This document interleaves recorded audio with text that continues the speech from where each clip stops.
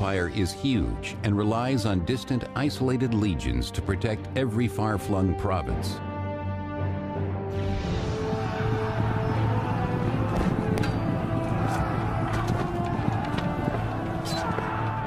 The troops at this point were forced into a situation where they often had to rely on self-help. The imperial superstructure was very far away from them. Emperors made it to frontier conflicts often after they had mushroomed entirely out of control. In the absence of the emperor, the soldiers sometimes take leadership matters into their own hands. The emperor can't be there, so there's a bit of drift, and so somebody arises who is able to do the job for him, and probably will call themselves an emperor in order to rally local support, to beat back the barbarians who are threatening the integrity of the provinces. Having dared to raise their own emperors, the powerful border armies now declare independence from Rome. As these armies break away on the eastern and western frontiers, forming their own empires, Rome's northern frontier is attacked by the Alemanni barbarians in 269 AD.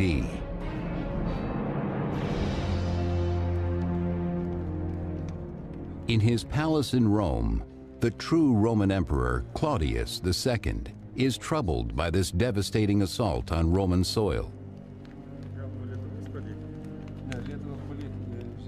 Enemies from the other side of the Alps did more than invade the Roman Empire. For the first time in an extraordinarily long time, they actually crossed the Alps into Italy.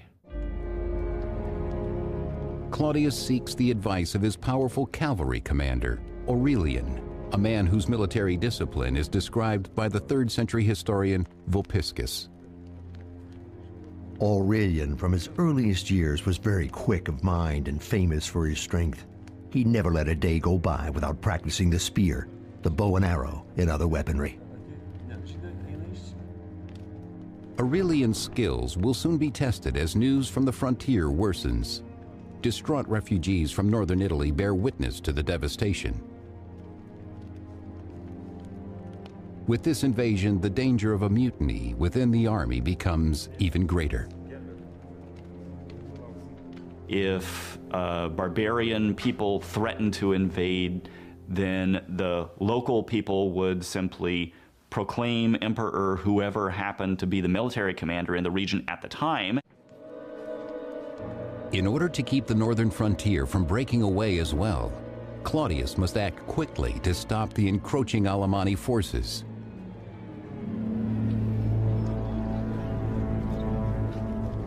In the Alemanni camp, the barbarians celebrate, reveling in the rich spoils taken easily from a weakened Roman Empire, including Roman women and children they intend to use as slaves.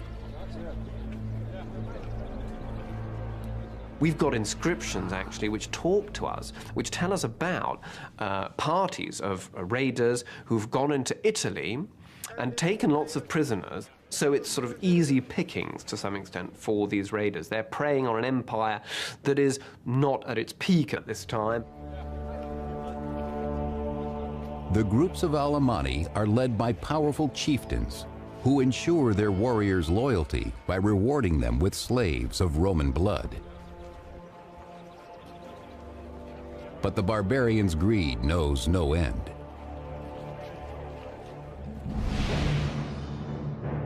Emperor Claudius is forced to march his army from Rome, meeting the Alemanni warriors at Lake Garda in northern Italy.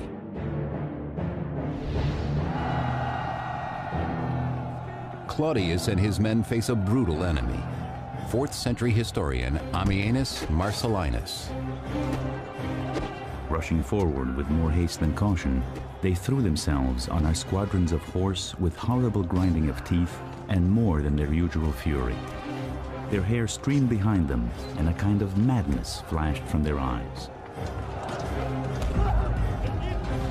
Emperor Claudius is also severely outnumbered, but he has a secret weapon at his side, the powerful cavalry commander Aurelian. He was known as Manu ad Ferrum, that is, sort of hand ready to the sword, ready to leap into action when that should be necessary. True to his name, Aurelian helps Claudius beat back the Alemanni, killing half their force and driving the rest back over the Alps.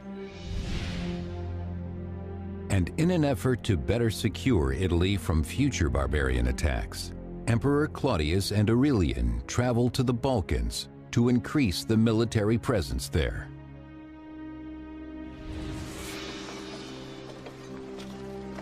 But while on campaign, Emperor Claudius contracts the plague.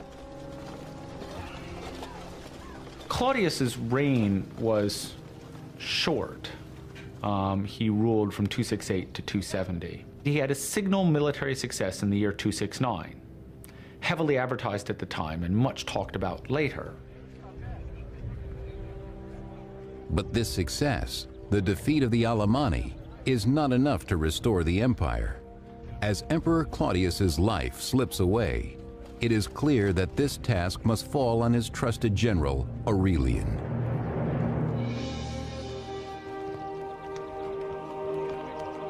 He is declared emperor by his troops.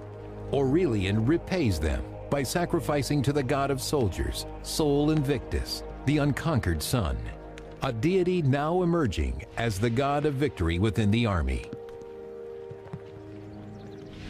Whatever gives you the victory, whatever it is that's going to be beneficial, that's the wagon, as it were, you hitch your star to.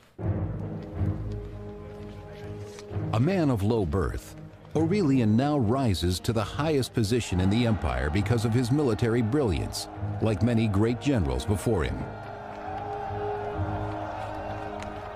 You can't be a civilian emperor by the middle of the 3rd century. You have to lead troops in battle. There's always some place where you've got to go and fight.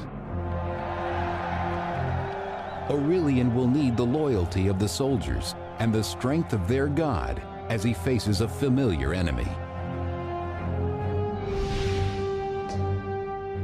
In 271 AD, the bloodthirsty Alemanni return, ravaging northern Italy and making it as far as Piacenza. Aurelian and his army race west to cut off the barbarians, sending ahead an offer to negotiate.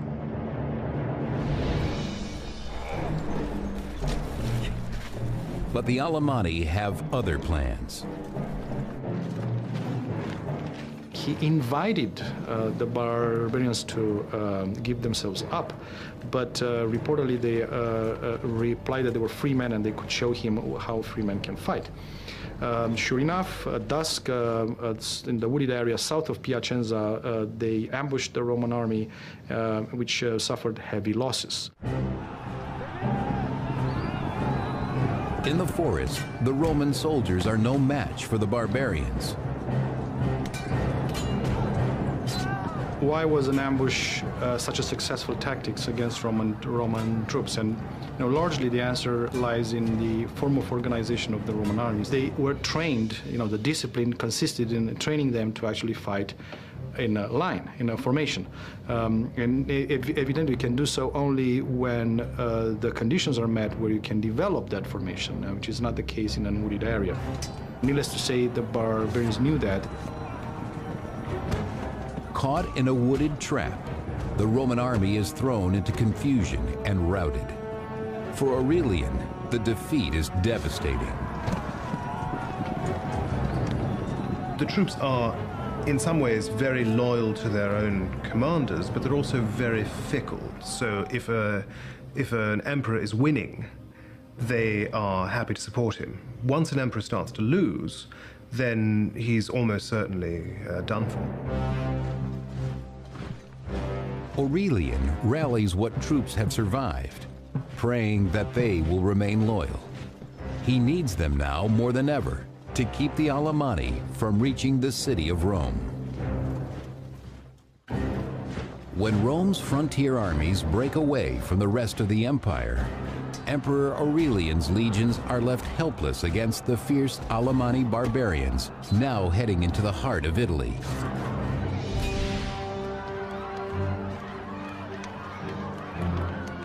Terror grips the people of Rome as they fear the barbarians' arrival is imminent. Desperate, many flee the city. The defeat of the Roman army, or Aurelian's army, created panic in Rome because there was no serious force to stand between the barbarians and the city. Those unable to escape riot in the streets, enraged by Aurelian's failure to keep the barbarians out of Italy. The population of Rome does seem to have understood that becoming a vast city in the midst of an empire whose armies were concentrated at the frontier left them, as it were, peculiarly vulnerable if an army were actually to make it into Italy. But before the Alemanni warriors can reach the capital, Aurelian is finally able to cut them off at Fanum, 180 miles from Rome.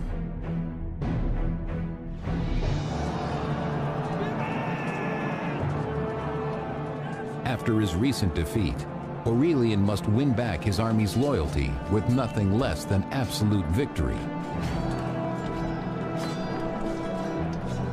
Emperors had always relied upon the support of the army.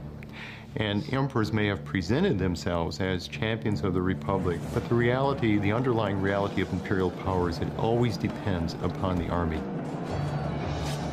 Together, Aurelian and his soldiers teach their barbarian foes a lesson in Roman discipline. They learned now that whenever there was an opportunity for the Roman army to develop in tight formation, they had no chance. Overwhelmed, many barbarian warriors die a watery death in the Metaurus River.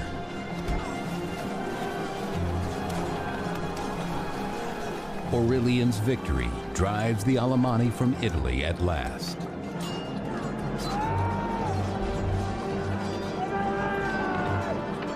It's also regaining confidence, and no doubt his triumph served to boost morale at a time when it had been greatly shaken.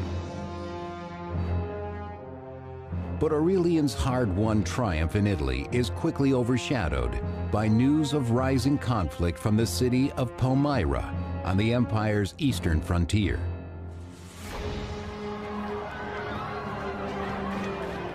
For more than 10 years, beginning well before Aurelian's reign, foreign invaders struck hard against Rome's eastern provinces, including Palmyra, threatening to break through the weakening border.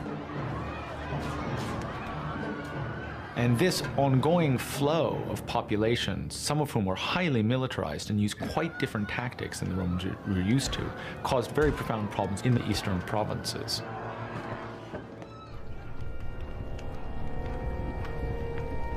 On the edges of the Syrian desert, far from the protection of Rome, the people of Palmyra have faced the devastation of their army alone. These opponents, they also are taking advantage of the absence of the emperor to take over, to roll back the frontiers, which they do successfully, and to extort payments from the Romans. Counting the bodies of their dead, the Palmyrines finally grew weary of waiting for help from a distant Rome. These people in these various areas who are threatened by invasion, they wish they were better protected, so they call upon local defenders to take on the role that the emperors seem unable to do, because the emperors can't be everywhere. In a blatant act of revolt, the Palmyrine army took matters into its own hands.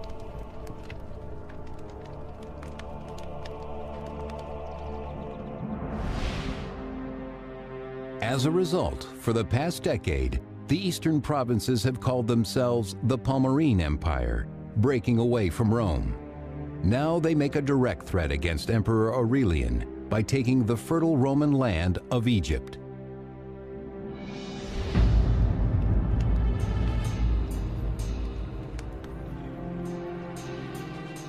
The rich Egyptian granaries are now controlled by the Palmyrine queen. Her name is Zenobia.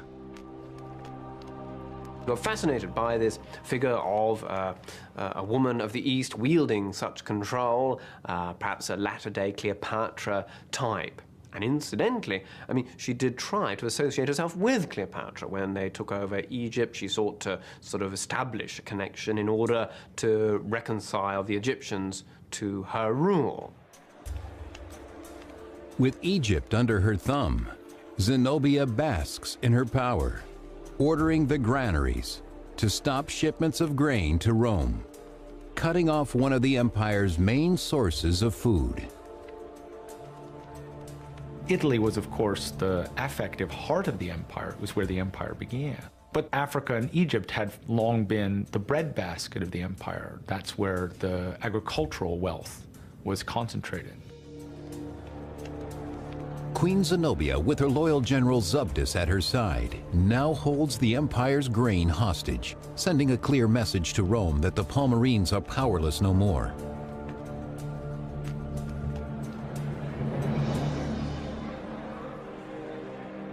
Zenobia's power play strikes deep. In Rome, Aurelian finds the people desperate and starving for lack of grain. Though he orders his troops to share their bread with the masses, it is not enough. Naturally, Egypt was the granary of Rome, and therefore any interruption to the grain supplies to Rome was a huge threat to any emperor, particularly one who had already had strife to deal with in Rome. The threat of famine leaves Romans restless and angry. Having lost territory to the armies of the East and West, the empire now faces rebellion in Rome itself. Having relieved Rome of the Alemanni barbarian threat, Emperor Aurelian faces a new crisis when the Palmyrene usurper, Queen Zenobia, stops shipments of Egyptian grain to Rome, threatening the city with starvation. Soon the Romans turn against their Emperor Aurelian. The violence, by the way, that these rebellions sparked was on a level not seen since Republican times. Aurelian has no choice but to unleash his own savage warriors against the insurgents. You're fighting in Rome itself, you know, and this is civil war. This is something the Romans also fear because they know how divisive it can be and how devastating it can be. Unaccustomed to battling inside a city, Aurelian soldiers struggle. Though virtually unbeatable on open battlefield, the Roman army once again shows its weakness when tight formation cannot be maintained. The actual war, the struggle itself, would have been in an urban context. And of course, for the Roman soldiers involved at Aurelian's disposal, this must have been highly unusual. I mean, ancient battles were not typically urban struggles, street by street fighting, and this is where your trained soldiers would have greater difficulty. But in the end, Aurelian puts down the revolt decisively.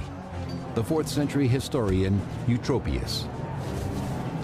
Aurelian suppressed them with the utmost severity. Several noblemen he condemned to death.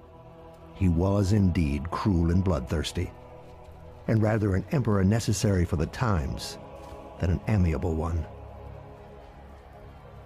Aurelian executes the rebel leaders, reminding the people of Rome that he is their ruler.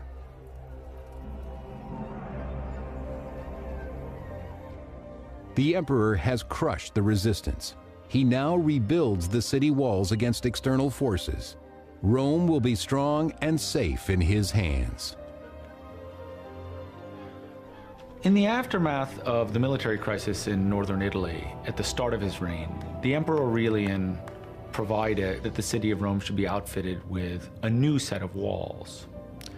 This was the first significant, really significant new set of walls built for the city of Rome since nearly 1,000 years before. Aurelian now turns to the crisis of the Palmyrene Empire. He must secure his grain supply in order to avoid famine in Rome. His dwindling bread rations will not last forever.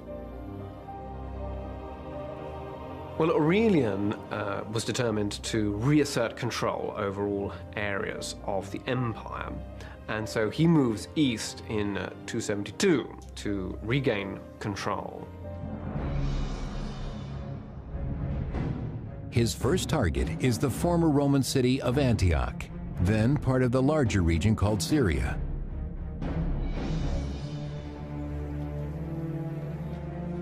Antioch is a bustling city, invaluable to Rome as a wealthy center of trade.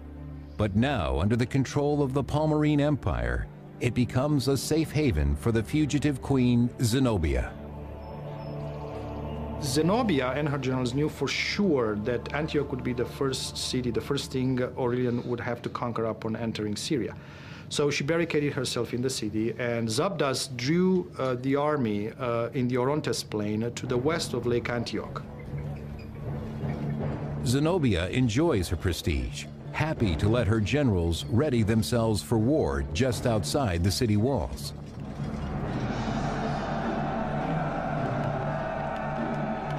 There, Zenobia's general Zabdas meets Aurelian's army on the battlefield.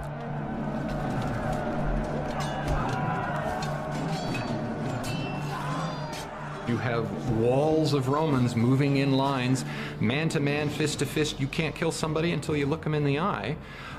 You've got arms getting cut off, hands getting cut off, damage to the neck, to the face.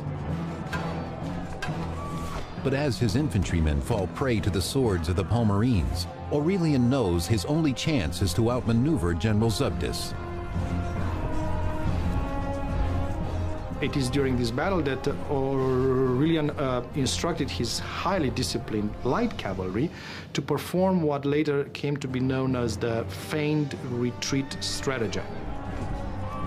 Aurelian's light cavalry pretends to flee, tricking the Palmyrenes into giving chase, leaving the protection of the main lines behind them. At which point the Roman cavalry turned back and cut them to pieces. In any case, indeed, the Palmyrean cavalry was destroyed, and the road was open to Antioch. General Zabdas orders the surviving Palmyrene troops to retreat. Zenobia and her generals head toward Palmyra. Aurelian gives chase, determined to catch the queen before she reaches her home city.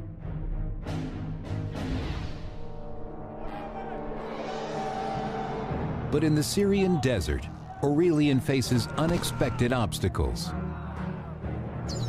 You have to remember this is summer. It's hot in the desert.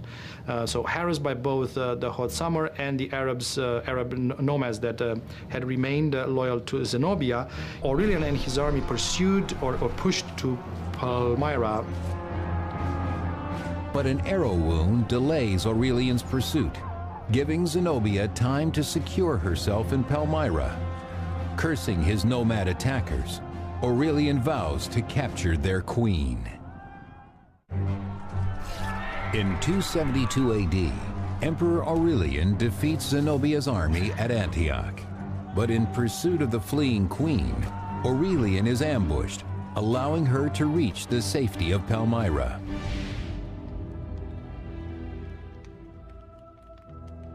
Now ordered to surrender by Aurelian, who has besieged the city, Zenobia writes him a scathing rebuke in the spirit of her model, Cleopatra. Whatever must be accomplished in matters of war must be done by valor alone. You demand my surrender as though you were not aware that Cleopatra preferred to die a queen rather than remain alive, however high her rank. Despite her bravado, the proud queen knows she is not safe for long in the city. She quickly packs for travel. Palmyra itself is not really ready for a siege anyway. They built some very hastily erected defenses, and clearly Aurelian has some support inside the city. It does not hold out for very long. Queen Zenobia and her general Zabdas slip away into the cover of darkness, eluding Aurelian again. In 272 AD, Zenobia races toward Persia, making it as far as the Euphrates River in modern-day Iraq. But Aurelian's soldiers are in hot pursuit. On the banks of the Euphrates, the queen offers the boatmen gold to cross the river, but even her desperate threats are too late to save her. She was intercepted and captured by the Roman cavalry. They took Zenobia, her advisors and generals, as prisoners of war and put them on trial. Bound to prevent escape, Zenobia knows she will soon face Aurelian.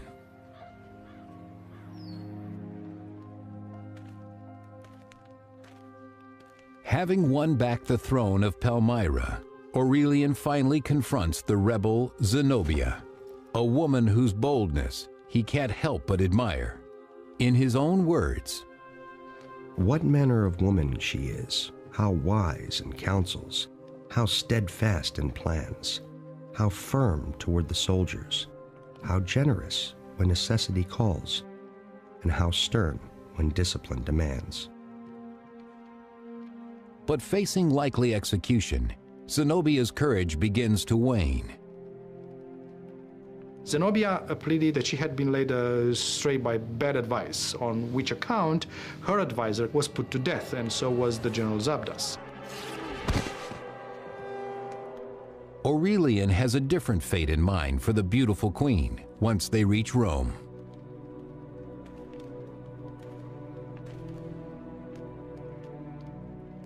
But before leaving Palmyra, Aurelian visits a temple where he will pay tribute to one god alone, the god of soldiers, Sol Invictus, who has ensured his victory on foreign soil.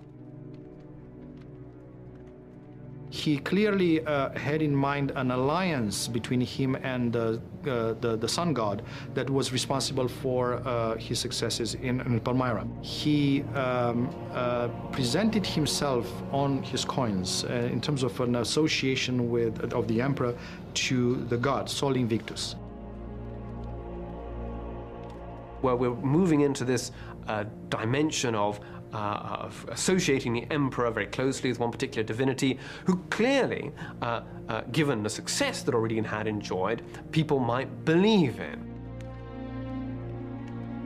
In the peace of the Eastern Temple, he sees that this is the one God to unite all of Rome. He does seem to have been participating in a growing trend toward universalism, both in religion and in Roman political control.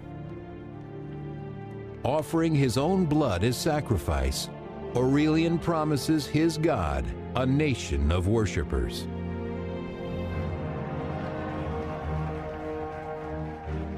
Having taken back the East and restored Rome's ration of free bread, Aurelian is welcomed back to Rome, a hero. It may have signaled to the Romans an end to what had been nearly a half-century of sequence of military catastrophe, followed by recovery, followed by catastrophe, followed by illusory recovery again. Aurelian has another purpose in Rome. He will use the riches taken from the East to establish the soldier's god, Sol Invictus, as the single deity of the empire. Work soon begins on a new temple. He actually put the new cult on a par with the official state religion in Rome. He built a magnificent temple for Sol in Rome, which he furnished with the spoils from Palmyra. But religion must wait for now. Aurelian has more battles to fight before the empire is fully restored. To the north, the Roman territories of Gaul and Britain have fallen under the unlawful rule of a mutinous Roman army that calls their dominion the Gallic Empire.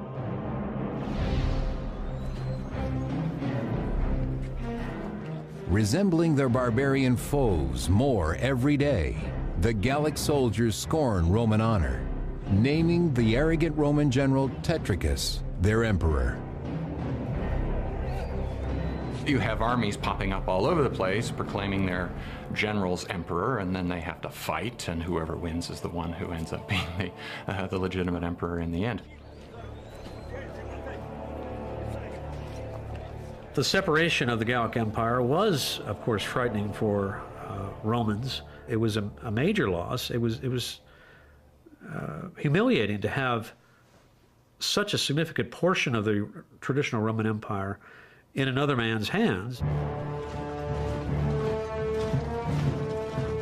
Emperor Aurelian quickly moves to take back the Gallic lands and restore the empire to its former glory.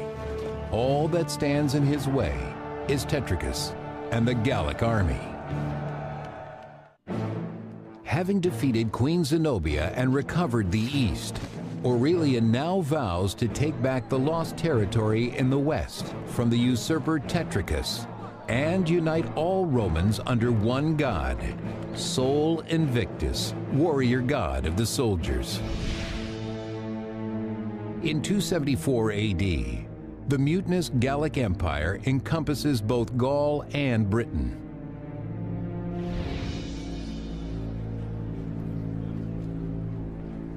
There, the soldier emperor Tetricus and his army have become indistinguishable from their barbarian enemies.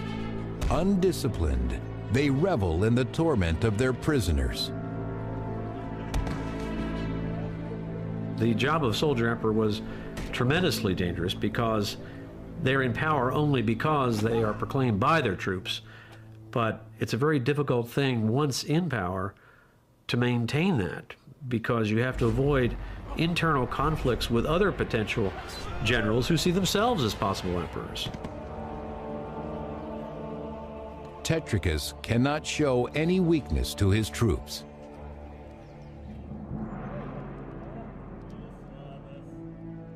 But in the privacy of his palace, Tetricus consults his advisors, trying to determine where his next rival will come from. Tetricus himself had survived over the previous several years a number of internal disputes, some actually leading to considerable bloodshed among rival leaders in the Gauls. He plans to someday leave his kingdom to his son, establishing a dynasty in his own name. But reports of a new challenger now threaten to destroy this dream. It seems to have been clear to him that in the aftermath of his success in the East, Aurelian was going to and was already marching on Gaul in an attempt to reintegrate Gaul into the Roman Empire. With news of Aurelian's approach, the volatile Tetricus blames his advisors, lashing out at everyone around him. In 274 AD, Aurelian marches to Chalons, Gaul, in modern-day France, to face Tetricus and win back the western territories for Rome.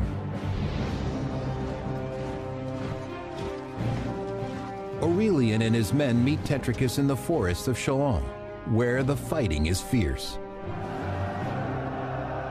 Aurelian's army probably contained more cavalry than traditional imperial armies had up until now.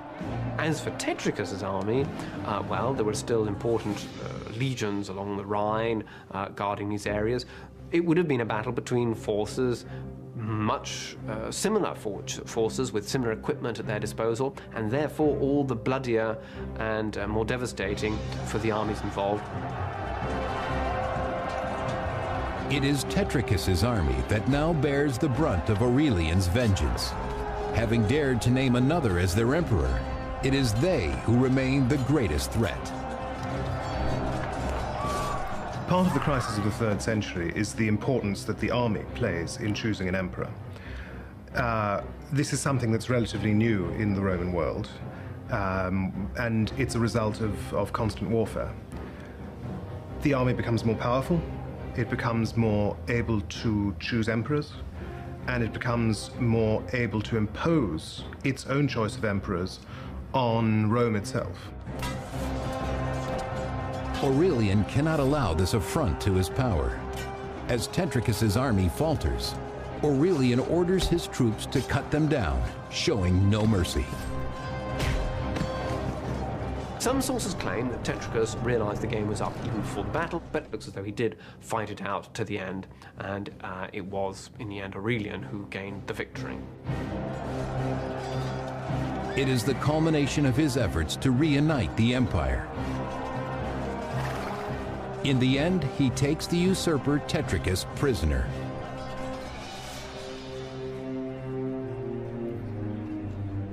And as with Queen Zenobia of Palmyra, Emperor Aurelian spares Tetricus's life. And for Tetricus too, it was surprising that, particularly an opponent in civil war, opponents in civil wars were usually represented a great danger. They might, after all, turn against you later. So Aurelian displayed remarkable clemency in sparing the lives of both of these opponents. Tetricus's Gallic army is not so lucky, for it is they who have raised a rival emperor in the West, and now they will pay the ultimate price for their treason. Aurelian was a great disciplinarian, it seems. He tolerated no mutinies on the part of soldiers. He drove them hard, but was respected by them. To maintain his own soldiers' respect, Aurelian knows his punishment of the captured Gallic soldiers must be brutal and complete. Not one is spared. Aurelian was both a successful military commander, and in some respects, as perhaps one had to be, a fairly savage one. And yet, his treatment of Tetricus was remarkably generous. It is in this generous spirit that Aurelian returns victorious to Rome.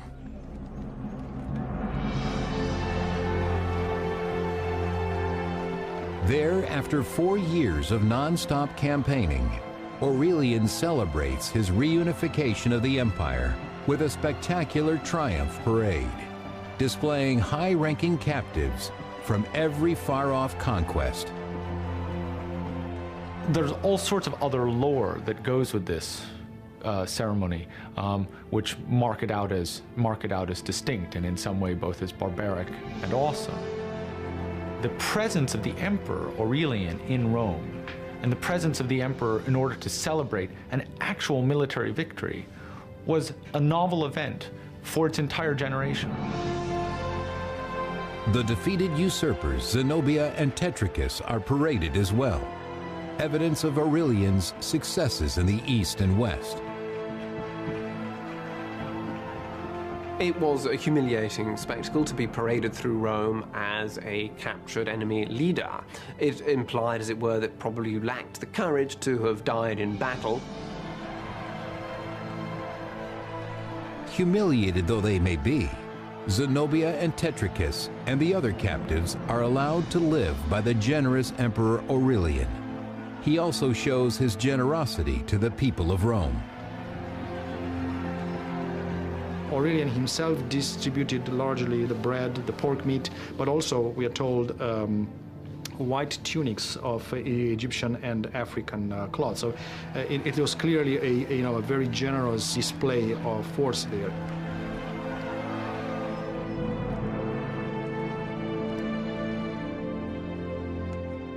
Grateful in his triumph, Aurelian consecrates the temple he has built for the god of soldiers, Sol Invictus, whose power and favor he believes have made him invincible. Many scholars believe simply that this was trying to enforce conformity among the peoples of the empire for political purposes and also for religious purposes, and those two things are not that easily separated in the mind of a Roman. Aurelian decrees this day, December 25th, will be celebrated each year as the birthday of Sol Invictus. Later emperors, also seeking to unite Rome with religion, will adopt this date for the birth of Jesus Christ. Even now, over 1700 years later, this once pagan holiday is celebrated as Christmas around the world. throughout the empire in the 3rd century, there's clearly a movement towards monotheism, towards different cults that believe in a single god, and sometimes in a single redeeming god.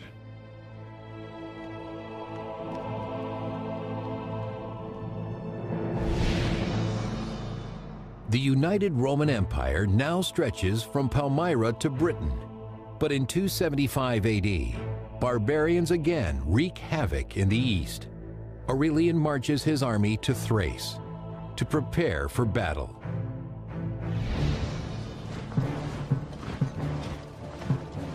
Aurelian is a fascinating figure.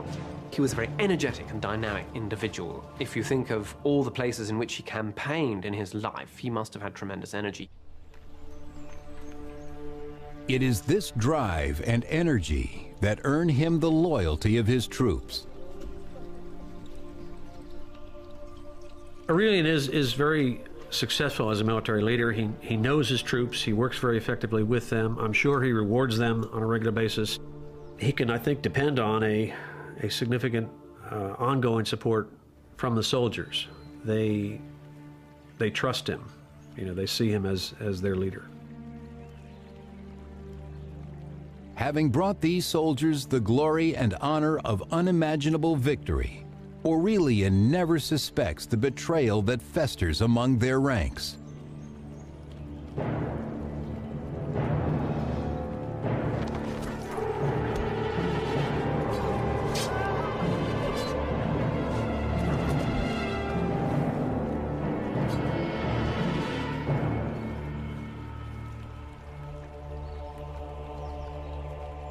The assassination of Aurelian is again one of these things that's very difficult to explain, particularly at a time when he's been so successful militarily, when the troops should feel satisfied with that success and with their rewards.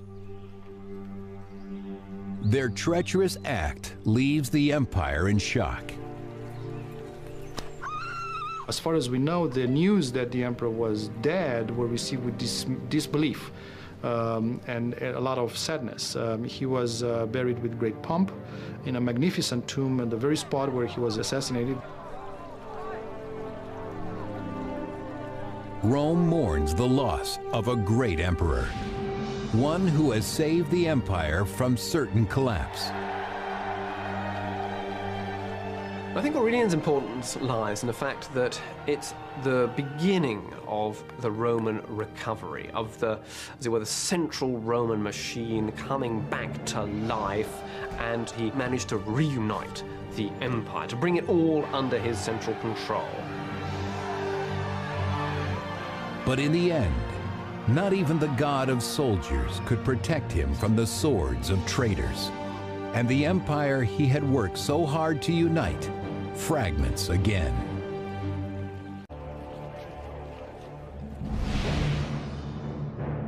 Emperor Claudius is forced to march his army from Rome, meeting the Alemanni warriors at Lake Garda in northern Italy.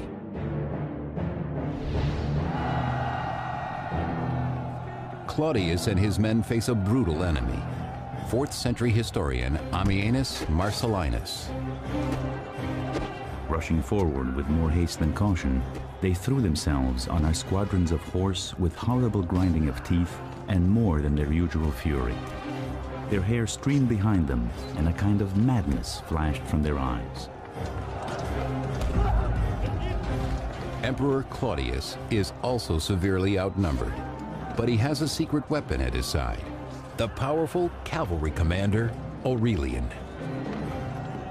He was known as manu ad ferrum, that is, sort of hand ready to the sword, ready to leap into action when that should be necessary. The empire is huge and relies on distant, isolated legions to protect every far-flung province.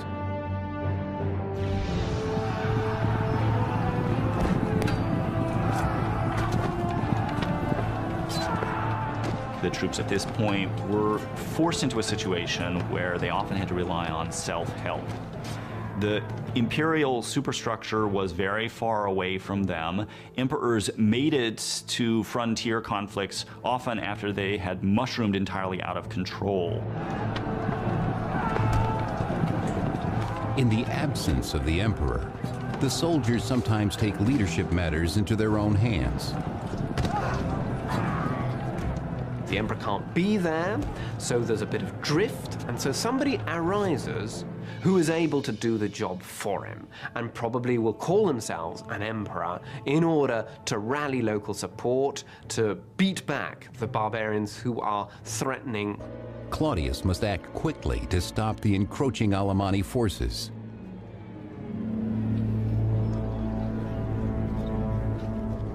In the Alemanni camp, the barbarians celebrate, reveling in the rich spoils taken easily from a weakened Roman Empire, including Roman women and children they intend to use as slaves. We've got inscriptions, actually, which talk to us, which tell us about parties of raiders who've gone into Italy and taken lots of prisoners. So it's sort of easy pickings, to some extent, for these raiders. They're preying on an empire that is not at its peak at this time. The groups of Alemanni are led by powerful chieftains who ensure their warriors' loyalty by rewarding them with slaves of Roman blood. But the barbarians' greed knows no end. Claudius seeks the advice of his powerful cavalry commander, Aurelian, a man whose military discipline is described by the 3rd century historian Vopiscus. Aurelian, from his earliest years, was very quick of mind and famous for his strength. He never let a day go by without practicing the spear, the bow and arrow, and other weaponry. Aurelian's skills will soon be tested as news from the frontier worsens. Distraught refugees from northern Italy bear witness to the devastation. With this invasion, the danger of a mutiny within the army becomes even greater. If barbarian people threatened to invade, then the local people would simply proclaim emperor whoever happened to be the military commander in the region at the time. In order to keep the northern frontier from breaking away as well, the integrity of the provinces.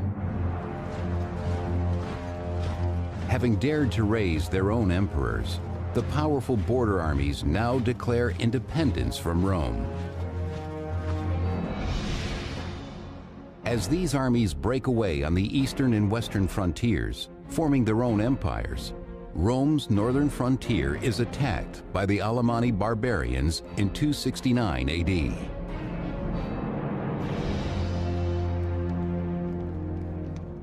In his palace in Rome, the true Roman Emperor Claudius II is troubled by this devastating assault on Roman soil. Enemies from the other side of the Alps did more than invade the Roman Empire. For the first time in an extraordinarily long time, they actually crossed the Alps into Italy.